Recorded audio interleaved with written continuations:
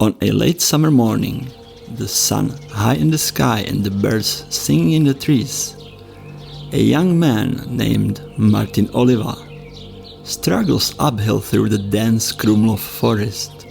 He is running late and decides to take a shortcut, a little detour from his usual daily route. As he makes his way through the forest, he comes across a strangely shaped rock that just looks as if it was made for sitting on. Deciding to take a break, he sits down and notices that the ground beneath him is made entirely of what looks like hundreds and thousands of sharp pieces of worked flint. Realizing that the entire hill is covered with these strange rock shards, he begins to suspect that he has stumbled upon something important. 2 decades later, and Martin Oliva leads an archaeological survey in the same area and uncovers the oldest and also one of the largest prehistoric flint mines in Europe, dating almost 10,000 years into the past. So, at least as far as I know, the oldest flint mine in prehistoric Europe to this date is located in Czechia, in the region of Moravia, in a hilly area near a small town called Moravský Krumlov. Archaeological evidence of mining activities down there go deep into the Mesolithic era, some 8,800 BC, and they continued all the way up to the time of the European Iron Age, that is around 550 BC. Yes, that is more than 8,000 years of flint mining, though not completely uninterrupted. 8,000 years, that is about as long as it would take me to write a half-decent archaeology-related joke. I would like to clarify one quote-unquote detail. The material that was once mined in Krumlov Forest is not exactly a flint. It is a chert. Chert is a sedimentary rock with a high content of silica that is 95% or more for most of the chert types. You are probably much more familiar with the word flint, with flint being a subtype of chert, and you can think of these two terms interchangeably for the purpose of this video. The high siliceous content of these flint-like rocks make them ideal for tool making, for flaking and knapping, and for manufacturing a wide range of many different types of blades and bladed instruments. Here, historically, this rock was called Rohovec in Czech and Hornstein in German, auf Deutsch. And in English, the translation in the academic papers that I have read while researching this topic, all of them used chert, so that's why I will stick to it for the rest of this video. There were thousands of tons of rock excavated from the ground, with heaps of it knapped immediately on site by varying peoples of varying cultures and using varying ever-developing techniques as millennia passed by. Just imagine, I did the math, and depends on how you count it, in the area of the Krumlov Forest mines, people who were just like you and I worked for 300 or 400 generations in a row. 300 generations in a row. Just imagine.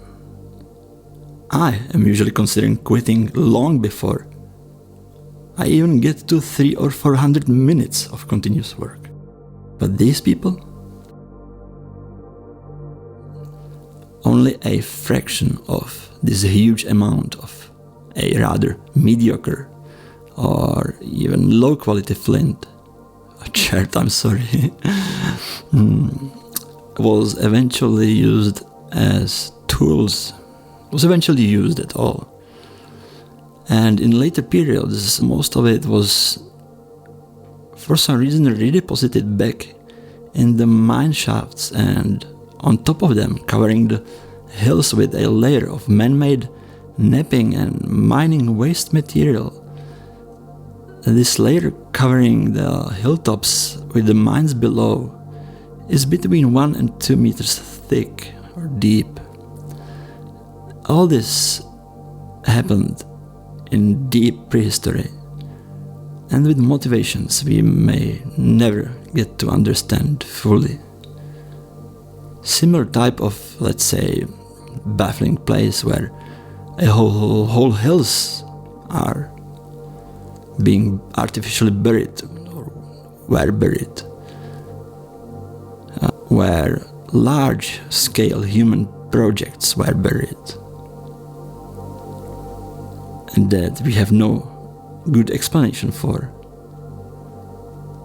is not unknown around Europe and around the Middle East. First that come to my mind are the prehistoric mines in Wales and the extraordinary site of Göbekli Tepe in Turkey. We are talking about mines and prehistoric mining activities with subsequent processing and regional distribution networks.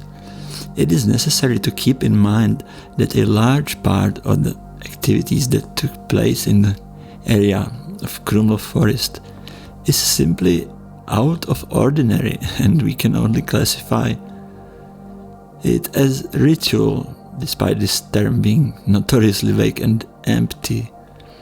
Martin Oliva starts one of his lectures, that is by the way available in Czech language on YouTube, by saying that even if we knew all the facts about prehistoric societies of a certain time and place, we could never anticipate the activities that took place in the Krumlov Forest area, as these are just too strange from our current perspective, and they make little sense from a strictly utilitarian point of view. He's talking about the peak of the mining activities in Krumlov Forest area in the early Bronze Age. This is, however, just one piece of the colorful jigsaw puzzle that Krumlov Forest is, because a site that is as large as this one, both spatially and chronologically, spanning over 8,000 years minimum, is bound to be complex and complicated to interpret, with conclusions being sometimes even contradictory and definitely confusing. It is therefore quite a task to research, to digest, and to retell accurately in a short YouTube video. Here I at least try to summarize as best as I can all the important facts that are known to this date to myself about the Krumlov Forest prehistoric chert mines. One of the unique features of the site are these stone structures that resemble seats, possibly used for flint knapping. Some of them definitely, because of the concentration of knapping waste right around them and underneath them. The evidence of mining and stoneworking suggests that people were staying in one spot for extended periods of time, which goes against the traditional view of these first Mesolithic societies as purely nomadic and dependent on only hunting and gathering, following the herds wherever they went. Here people most probably stayed over the course of years, months. Maybe it was seasonal. We don't know. The site is truly remarkable and has a range of interesting discoveries, including the remains of 2 short females, sisters or mother and a daughter, who were found 6 and 7 meters deep in one of the mine shafts. Their bones were worn out, indicating a hard life. And they were also suffering from malnutrition in their childhood, yet in the old age they ate quite well.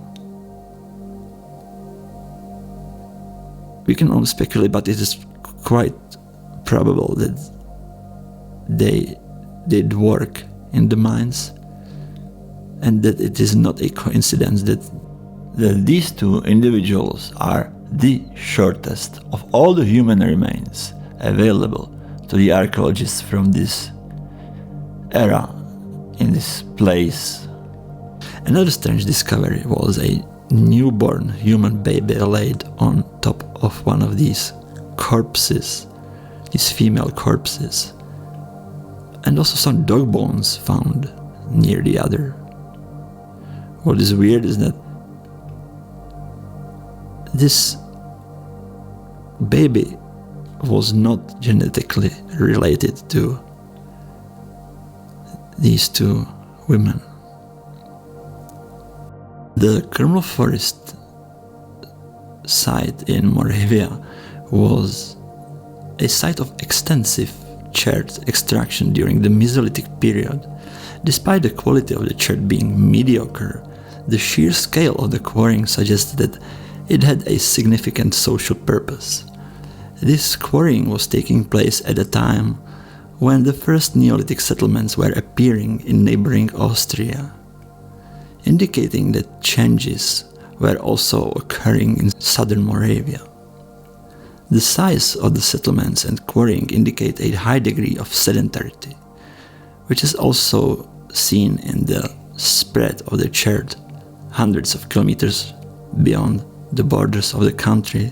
Moravia was naturally opened to the south and southeast, from where the Neolithic civilization was coming, and also the direction from where imports of the raw materials were coming in.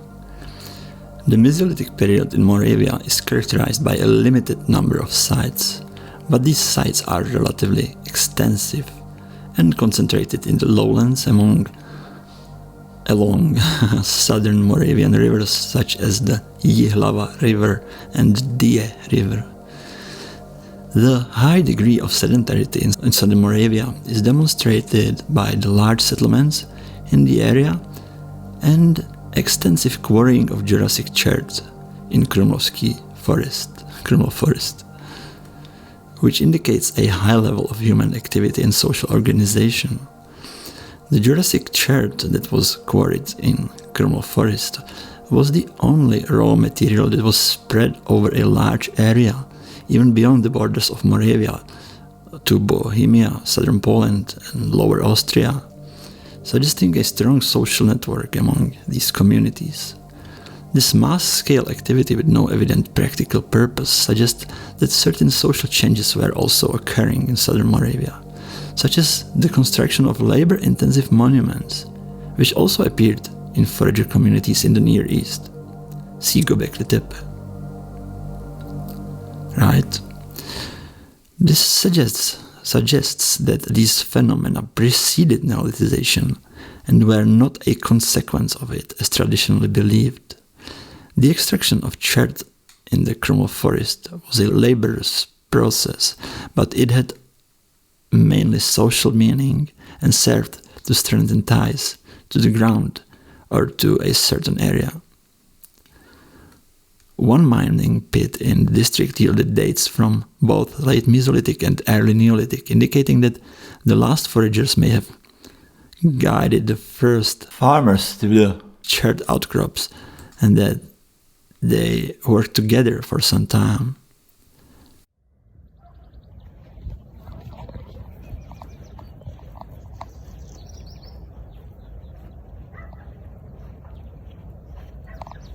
Alright, let's cut this and wrap this up.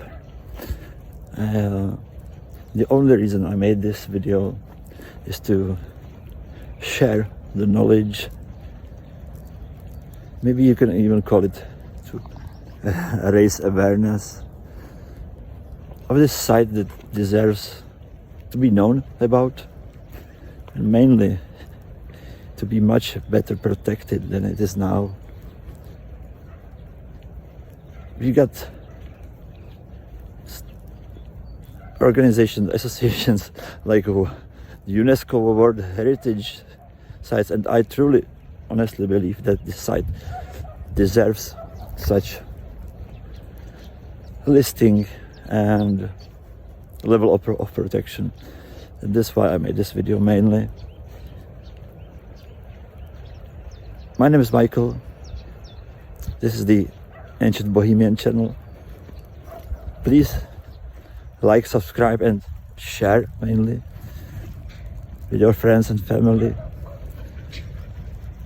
Thank you for watching and see you soon with the next one. Also, please let me know in the comments, do you know any old prehistoric mines in your location, in your country? I am very keen on knowing this. So have a nice day and see you soon.